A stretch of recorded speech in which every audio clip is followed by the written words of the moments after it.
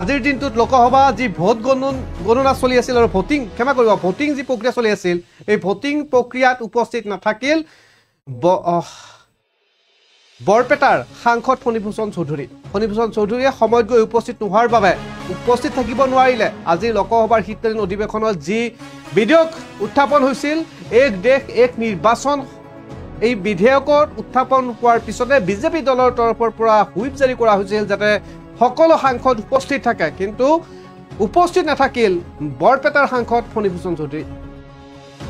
এই মুহূৰ্তত ডিবিৰ দৰ্শকসকলক জনাই আছো এটা ব্ৰেকিং নিউজ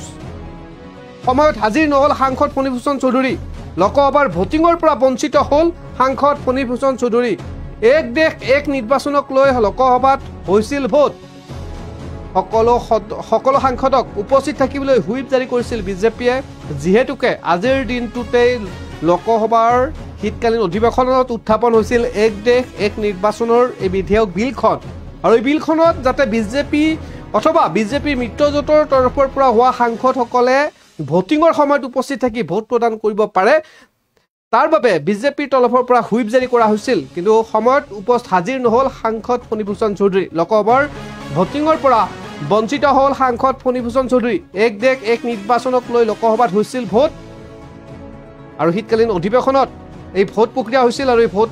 প্ৰক্ৰিয়াত সময়ত উপস্থিত নহলগৈ সাংসদ ফণীভূষণ চৌধুৰী সকলো সাংসদৰ উপস্থিতি থাকিবলৈ হুইপ জাৰি কৰিছিল বিজেপিয়ে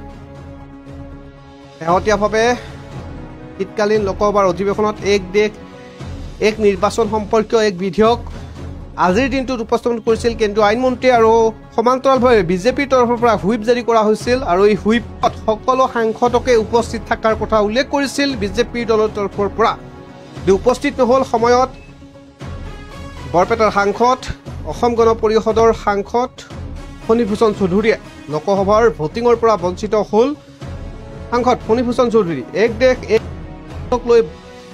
লোকসভাত হৈছিল ভোট আৰু সকলো সাংসদক উপস্থিত থকাৰ বাবে বিজেপিৰ তৰফৰ পৰা হুইপ জাৰি কৰা হৈছিল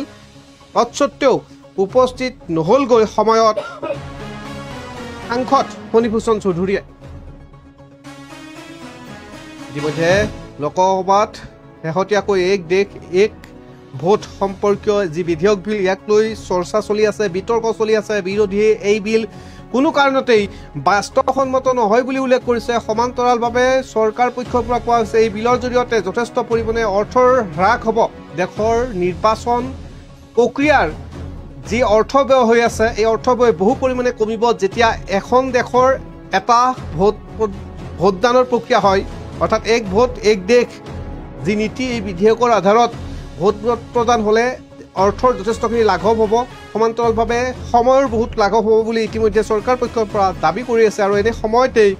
লোকসভাৰ সাংসদসকলক উপস্থিত থাকিবলৈ হুইপ জাৰি কৰিছিল বিজেপিয়ে তৎসত্বেও সময়ত হাজিৰ নহল সাংসদ ফণীভূষণ চৌধুৰীয়ে লোকসভাৰ ভোটিঙৰ পৰা বঞ্চিত হল সাংসদ ফণীভূষণ চৌধুৰী ভোট নাপালে এই বিধেয়কখনক লৈ লোকসভাৰ শীতকালীন যিহেতু লোকসভাত বিলখন উত্থাপন কৰিছিল কেন্দ্ৰীয় মন্ত্ৰী তেনেস্থলত উপস্থিত থাকিব নোৱাৰিলে সময়ত ভোট দিব নোৱাৰিলে ফণীভূষণ চৌধুৰীয়ে এক দেশ এক নিৰ্বাচনক লৈ লোকসভাত হৈছিল ভোট আৰু শীতকালীন অধিৱেশনত এই ভোট প্ৰক্ৰিয়া আৰম্ভ হৈছিল সকলো সাংসদক উপস্থিত থাকিবলৈ হুইপো জাৰি কৰিছিল বিজেপিৰ তৰফৰ পৰা কিন্তু ৰহস্যজনকভাৱে সময়ত উপস্থিত হ'ব নোৱাৰিলে বৰপেটাৰ সাংসদ ফণীভূষণ চৌধুৰীয়ে বিজেপি মিত্ৰজোঁটৰ সাংসদ ফণীভূষণ চৌধুৰীয়ে উপস্থিত হ'ব নোৱাৰিলে সময়মতে আৰু ভোট প্ৰদানৰ পৰা বঞ্চিত হল ইতিমধ্যে এই বিধেয়কখনক ৩২টাকৈ দলে সমৰ্থন জনাইছে আনহাতে ১৫টাকৈ দলে এই বিলখনৰ বিৰোধিতা কৰিছে